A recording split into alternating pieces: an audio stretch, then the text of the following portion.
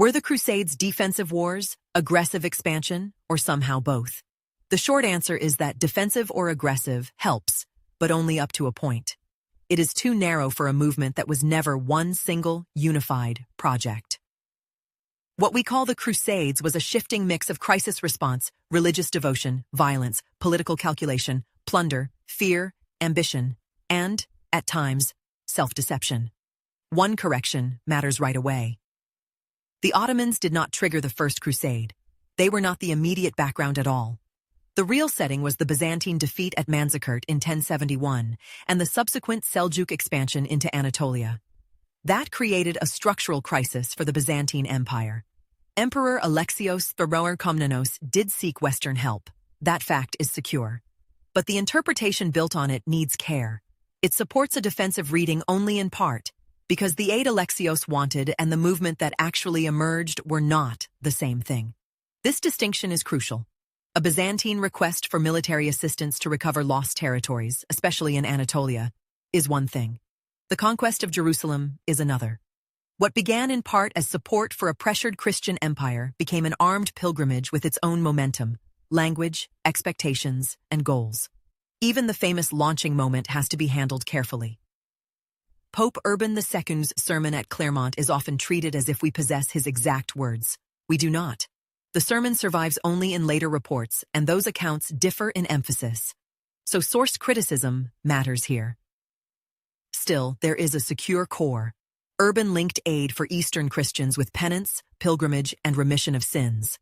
That combination was powerful. It gave warfare a sacred, penitential framework.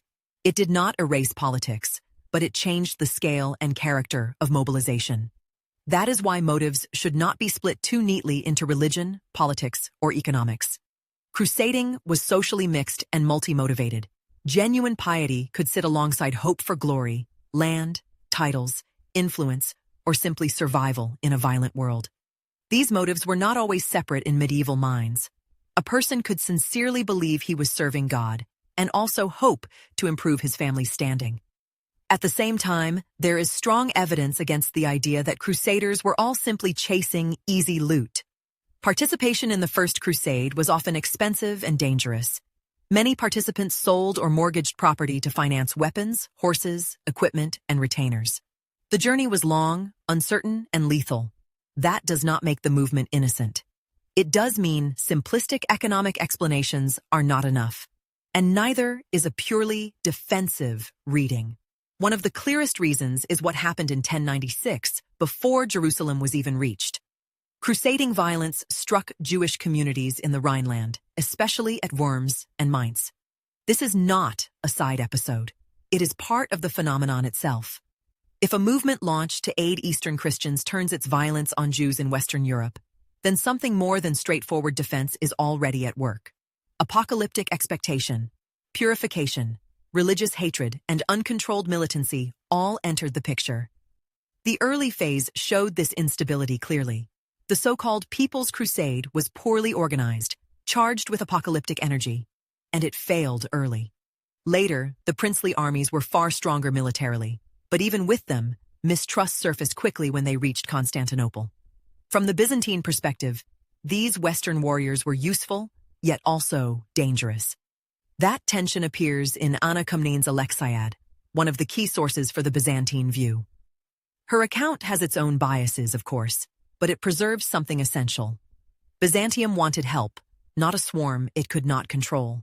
So the problem was not simply that the Byzantines called and the West answered.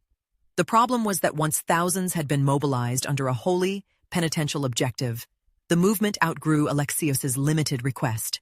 Mass mobilization changed everything. So did aristocratic rivalry. So did expectations about sacred history and the possible approach of the end times.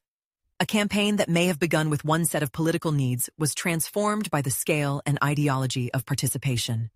As the expedition moved east, many crusaders became increasingly oriented not toward restoring Byzantine frontier security, but toward Jerusalem.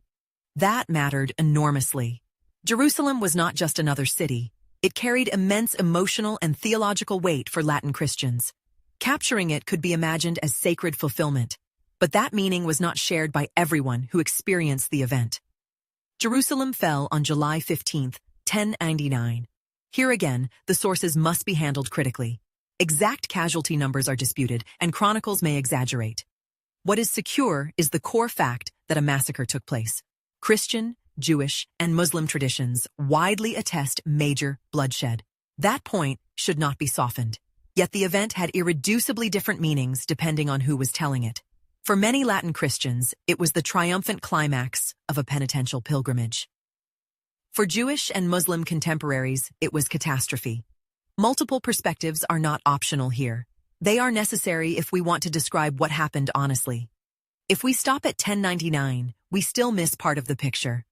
After the conquest, permanent Latin polities emerged: the Kingdom of Jerusalem, the County of Edessa, the County of Tripoli, and the Principality of Antioch.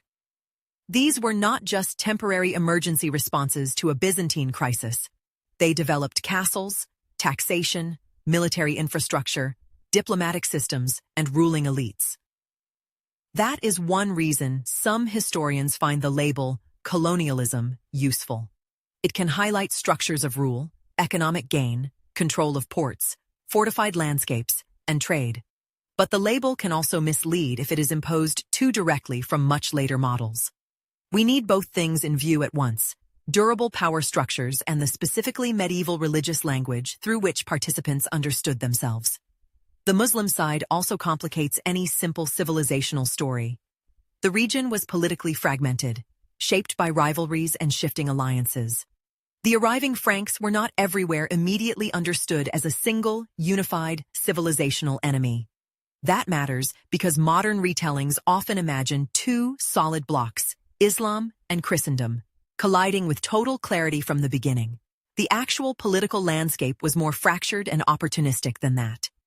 And then there are the Templars, who are often pulled into modern arguments as if they settle the question one way or another. They do not. The Templars arose in the early 12th century in the Kingdom of Jerusalem with the purpose of protecting pilgrims. That has an obvious defensive aspect. But they were not merely escorts on dangerous roads. They combined monastic vows with warfare and went on to build durable military, logistical, and financial networks across regions. Calling them bankers is partly true, but incomplete. They were a religious military institution embedded in the broader Latin presence in the Eastern Mediterranean. Their very existence shows how crusading violence became organized, permanent, and institutional. So were the Crusades defensive? In one real sense, yes.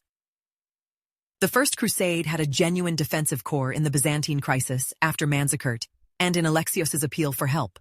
That part should not be erased. But if we stop there, we distort the record. The 1096 Rhineland massacres, the independent drive toward Jerusalem, the bloodshed of 1099, the creation of lasting Latin states, and later events such as the sack of Constantinople in 1204 all point strongly in the other direction as well. They reveal an offensive core that cannot honestly be explained away. In the end, offensive and defensive are best treated not as final answers, but as entry points. The Crusades were both less coherent and more troubling than either label suggests. They included fear and aggression, sincere devotion and brutal conquest, emergency aid and expansionist rule. To force them into one moral or political category is to miss how historical actors transformed a limited call for assistance into something much larger, more violent, and far harder to control. Subscribe, enable notifications, and tell us in the comments which topic we should tackle next.